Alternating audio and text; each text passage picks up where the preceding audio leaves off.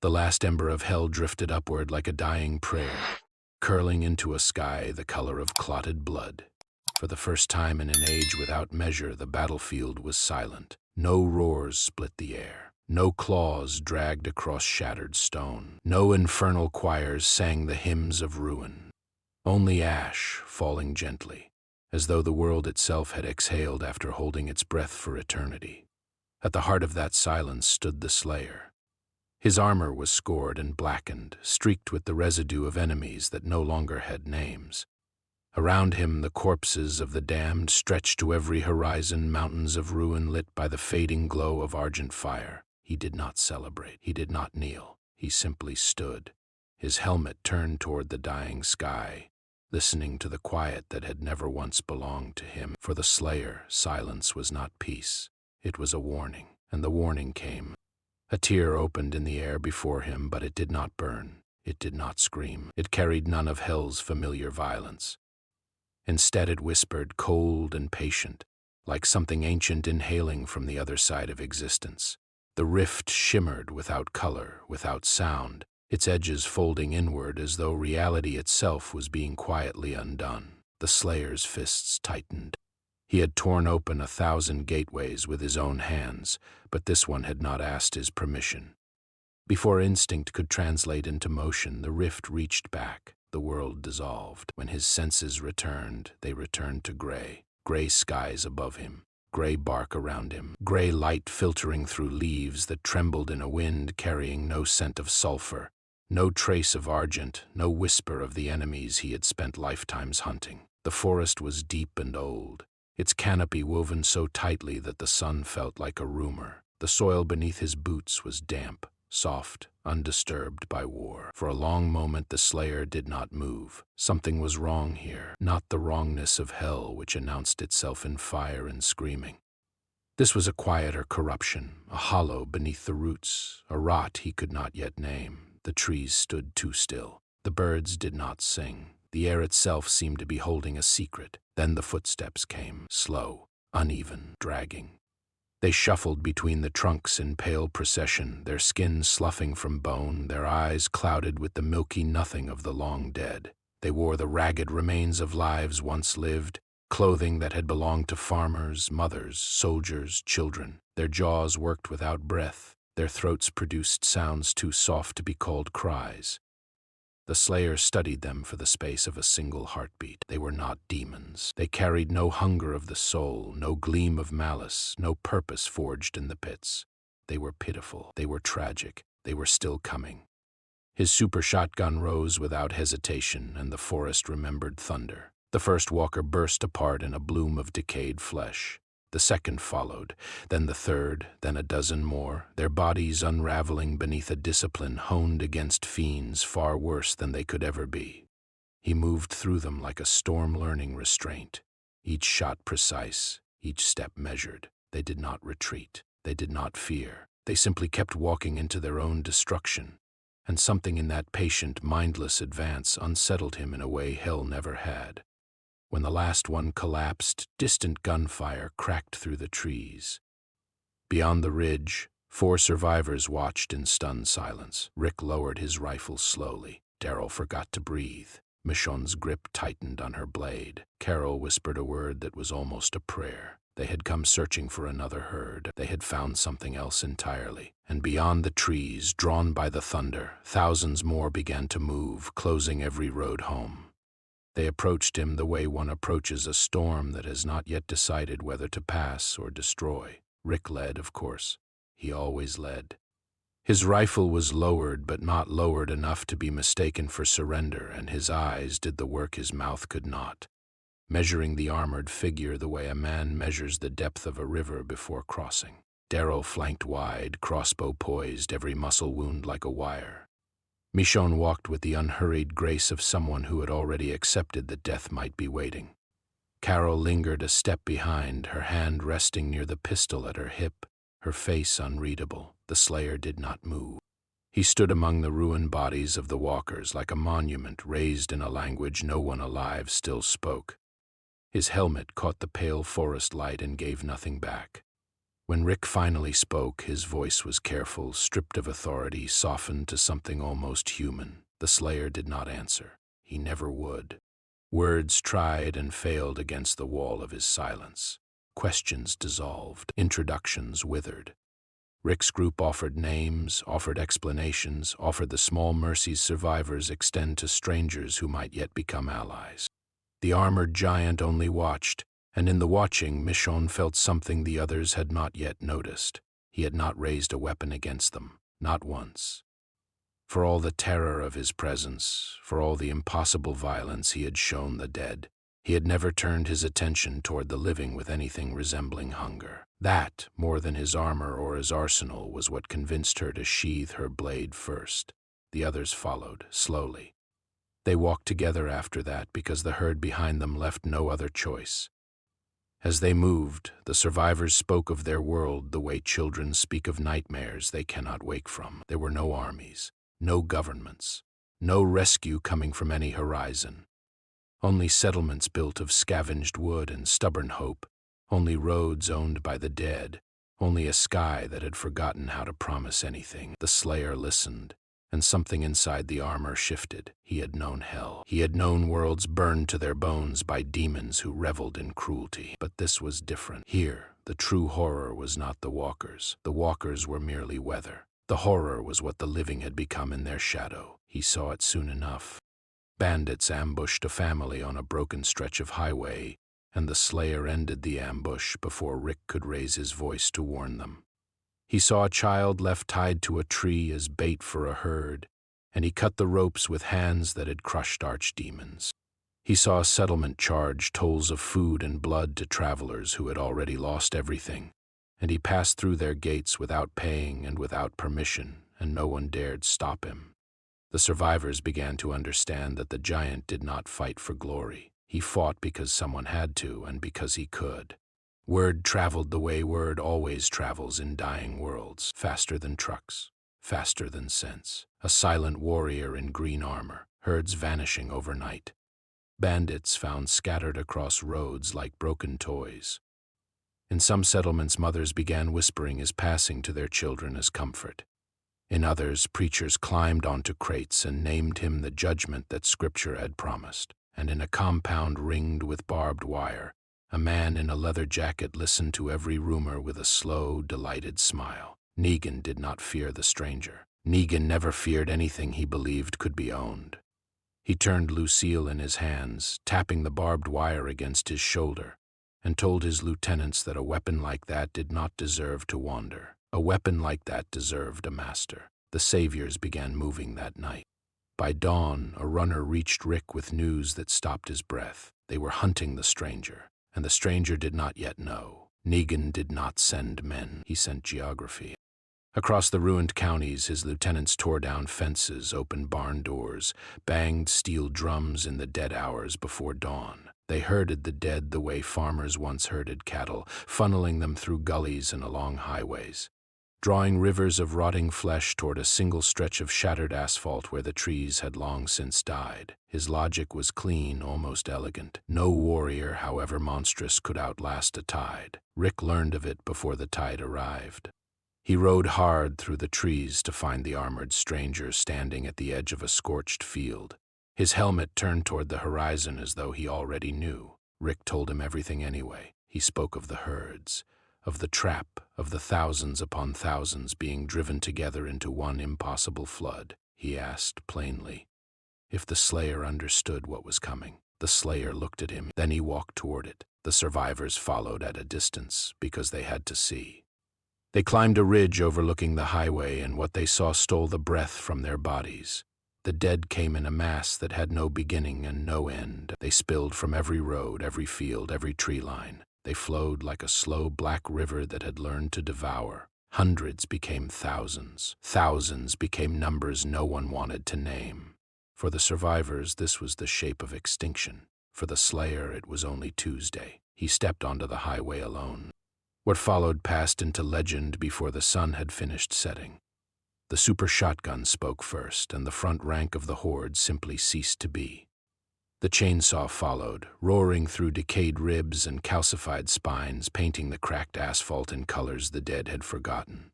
Rockets carved craters into the advancing mass.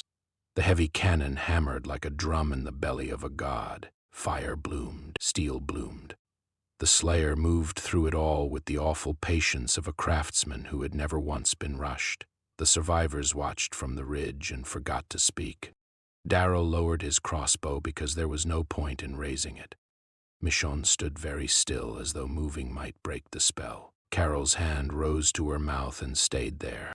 Rick, who had believed for years that hope was a discipline rather than a feeling, felt something he had not felt since the world ended. He felt the dead losing. Hours passed, and the tide did not thin, but the man in the armor did not slow. He did not stagger. He did not stop. If anything, each new wave seemed to feed him, to sharpen him, to strip away another layer of restraint until only the work remained. Corpses piled into hills. The hills piled into small mountains. Smoke curled into the twilight in shapes that almost resembled wings. Somewhere along the ruined roads, Negan's scouts turned their vehicles around and drove back to their master with faces the color of ash. They tried to explain what they had seen and failed. They tried to describe the horde retreating and could only stammer. The dead were not fleeing, they said. The dead were simply running out. Negan set Lucille down for the first time in memory.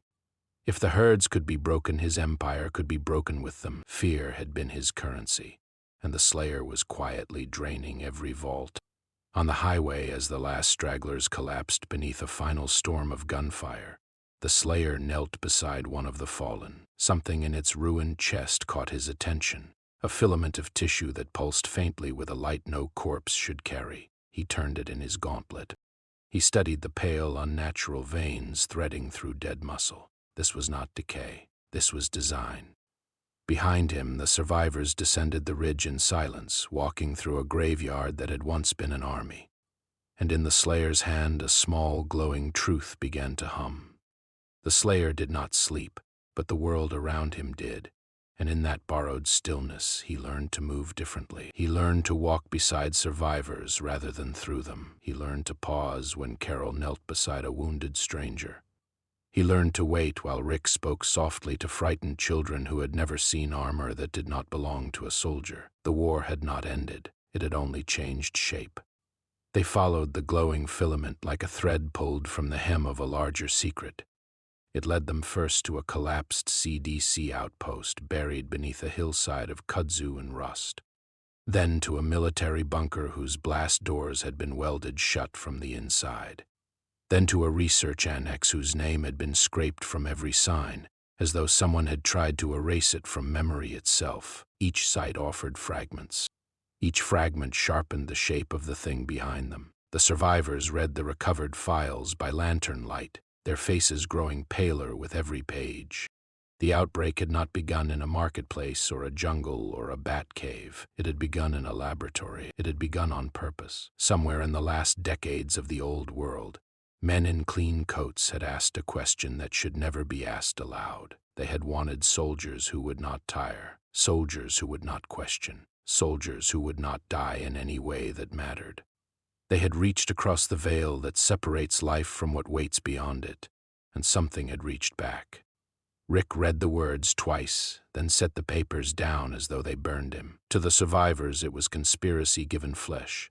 To the Slayer, it was a chorus he had heard sung in 1,000 tongues across 1,000 worlds. Argent energy, forbidden runes.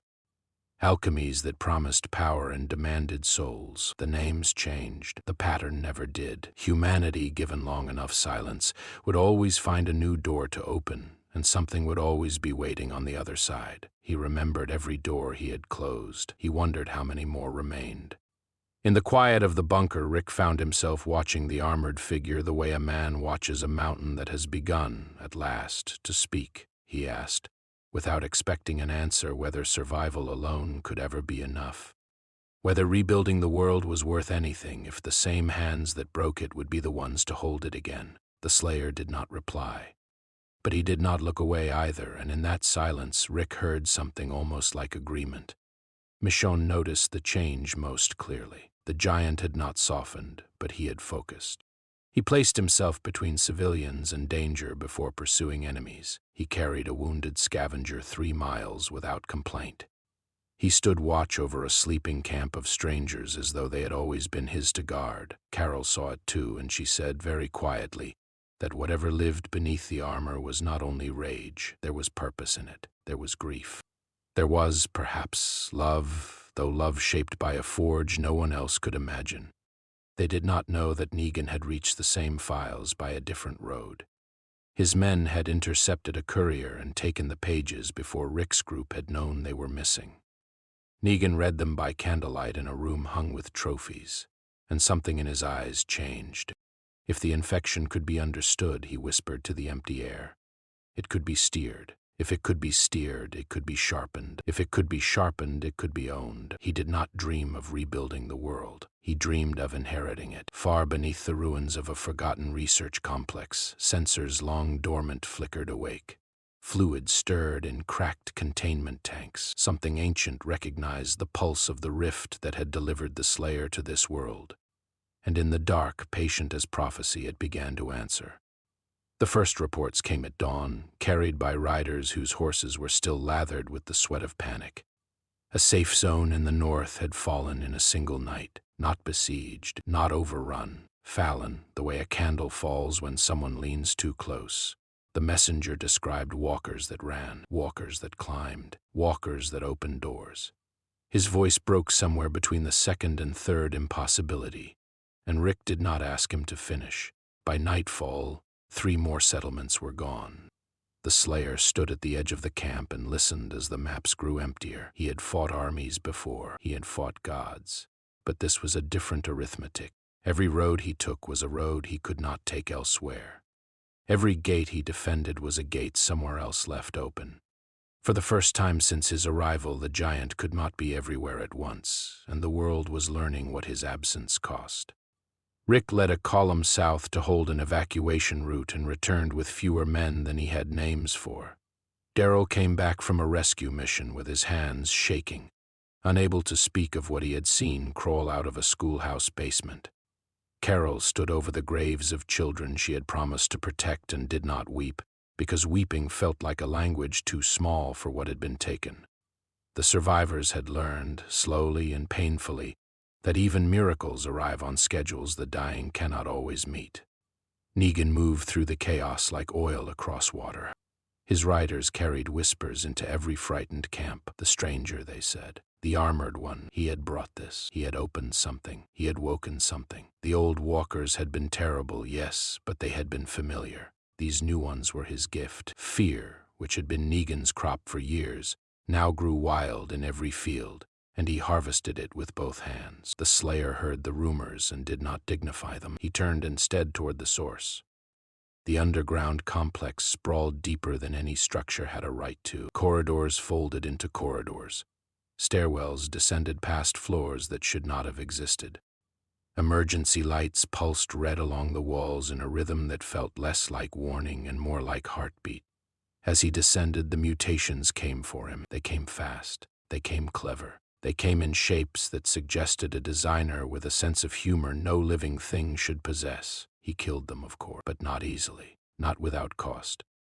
His super shotgun cracked along its receiver and had to be nursed between engagements. His chainsaw ran dry and became a club. His ammunition, which had never truly run out across 1,000 hells, began to feel finite in a way that surprised him. Each floor he cleared was a floor that took more from him than the last. Even his endurance, forged against eternities, began to notice its own edges. Deep in the second sublevel, he found a terminal still humming. The data it offered was worse than the mutations. The dimensional rupture that had delivered him to this world was not stable. It was widening. Every mutation born below drew strength from that widening. Every day the rift remained, the plague would evolve further, and the world above would fall further, and eventually there would be nothing left to save. The rift could be closed. The data was explicit about that. Closing it would end the mutations. It would end the plague. It would, in every meaningful sense, end the war. It would also strand him. He read the words twice, the way Rick had read the older files, and then he did not read them again. He rose. He reloaded what could still be reloaded. He walked deeper. The survivors above did not know his choice yet. They only knew that the sky over the complex had begun to glow, faintly, like a wound learning to speak. And in the deepest chamber, the doors of the central vault began, at last, to open. Everything came together in the dark. The survivors reached the complex in a battered convoy of trucks and stolen armored vehicles, their headlights carving trembling tunnels through the smoke. Negan's forces arrived from the opposite ridge, drawn by rumor and ambition, their engines snarling like wolves that had scented the same wounded prey. And from every fissure in the earth, the mutated dead poured upward, no longer the shambling ruin of the old plague, but something faster, sharper, wearing the memory of humanity like a mask that no longer fit. The battle began before anyone chose to begin it. Rick fought from the roof of an overturned bus, his voice hoarse from shouting orders that were half strategy and half prayer. Michonne moved through the mutated ranks with the terrible grace of a woman who had decided long ago that fear was a luxury she could not afford. Daryl fired until his crossbow bolts ran out, then drew a knife, then drew another. Carol coordinated the wounded, the frightened, the children who had somehow survived the journey, and her calm in the chaos steadied more hearts than any weapon. Negan, for once, did not smile. He arrived at the front of his own line, Lucille resting on his shoulder, and looked upon the swarm with an expression that seemed almost surprised to find itself uncertain. His lieutenants waited for the speech, the theater, the swagger that had always preceded slaughter. It did not come. Instead, he watched a mutated thing tear a savior in half 3 feet from him and understood, with the sudden clarity of a man waking from a long and comfortable dream, that the world he had built his empire upon was already dead. Deep beneath their feet, the Slayer walked into the central chamber. The architect waited there. He was not a demon. He was not a monster. He was a man, thin and dignified, his coat the color of old bone, his hands folded before him as though he were about to deliver a lecture. He spoke of evolution as if reciting scripture. Humanity, he said, had grown soft in its long peace. The plague had been a gift. The mutations had been a refinement. The rift had been a mercy. Through endless conflict, a stronger species would emerge, and the weak would be composted into the soil of a better world. He said all of this to the Slayer as though expecting agreement, as though the armored figure before him were a kindred instrument, as though strength alone were the only language worth speaking. The Slayer listened. He had heard this sermon before in throne rooms carved from bone, in cathedrals lit by hellfire, in the mouths of priests and kings and things that had never been either. Strength without compassion was not evolution. It was rot dressed in polished armor. The architect was not a visionary. He was only another door that had been opened too wide. The Slayer closed him. Above, the battle turned. Rick reached the second gate. Michonne cut a path to the reactor corridor. Daryl and Carol held the flank against a tide that no longer had a name, and Negan, in a moment no one would ever quite believe, threw himself into the front line beside the man he had spent a season trying to destroy. Whether he moved from guilt or from the simpler mathematics of survival, no one could say, and in the end it did not matter. His guns spoke on the right side, and that was enough. At the core of the complex, the Slayer stood before the rift. It pulsed like a wound that had learned to breathe. Through it, he could feel the far echo of the hell he had left, the endless war that had defined him, the only home he had ever truly known. Closing it would end this world's nightmare. Closing it would also close the door behind him forever. He raised his weapon. He did not hesitate. The pulse that followed was not a sound. It was a silence so complete that the whole world felt it. Across the battlefield, the mutated dead stiffened, staggered, and fell where they stood. Across the continent, walkers collapsed in mid-step and did not rise. Across the ruined cities, the plague that had defined civilization loosened its grip, exhaled, and released. The survivors stood in a silence that had no precedent. Somewhere in the dust, Negan set Lucille down and did not pick her up again. And the Slayer, alone in the dark of the closed chamber, turned toward a horizon he could no longer reach. Spring returned first because spring is patient and does not ask permission. Grass reclaimed the highways. Wildflowers pushed through the cracked bones of parking lots. Rivers ran clean enough that children were allowed to wade in them, and the children, who had never known such a thing, treated the water as though it were made of light. Fences that had been raised to hold back the dead were lowered in places to let neighbors speak to neighbors. Roads that had been graveyards became routes of trade, and the trade, at first cautious, grew bolder with every passing season. Rick did not lead a nation. He led a council, and the council led a slow, careful conversation about what came next. He had learned at great cost that the harder war was not against the dead. It was against the habits the dead had taught the living. Fear had shaped every survivor's instincts for so long that mercy felt like a foreign country. Rebuilding trust took longer than rebuilding walls. Rebuilding justice took longer than rebuilding fields. But it was being done, slowly, imperfectly, honestly, and that was more than most generations were ever given. Michonne trained new blades and taught them patiently when not to draw. Daryl vanished into the woods for weeks at a time and returned with maps of places no one had dared walk in years. Carol opened a house for children who had lost everything, and the house was never empty, and its windows were never dark. Negan lived and worked, and did not ask for forgiveness, because he had learned at last that forgiveness was not a thing one could demand. He simply kept working. Some said that was penance. Others said it was habit. It did not matter which. The stories, of course, outgrew the man. Around campfires from the coasts to the interior, children who had never seen the Slayer heard of him as though he were weather. Some told it as prophecy. Some told it as warning. Some told it as a fairy tale, softening the edges until the giant became a guardian in green who came only when hope had nearly finished dying. Preachers argued about him. Poets sang about him. Historians, when they returned to the world, wrote careful, cautious pages that admitted, in the end, that they did not know quite what he had been. He would not have wanted the songs. He never came back to hear them. The wilderness closed around him the way it always had. He walked through forests that no longer feared him. He crossed rivers no map remembered, where corruption still whispered, in the ruins of small laboratories, in the bunkers of forgotten men. In the quiet places where forbidden things had been left too long alone, he found them, and he ended them, and he moved on. Vigilance, he had always known, was the price of every silence worth keeping.